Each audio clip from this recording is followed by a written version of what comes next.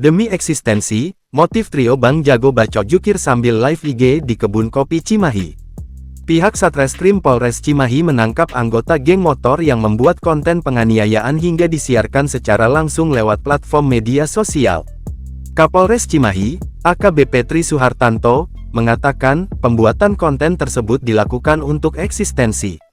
Pelaku saat melakukan penganiayaan dengan menggunakan live streaming di medsos, mereka ingin membuat teror kepada masyarakat, kata Tri di Polres Cimahi, Selasa tanggal 8 Oktober tahun 2024. Tri mengungkapkan, pihaknya mengamankan JM, MRPA, dan AF.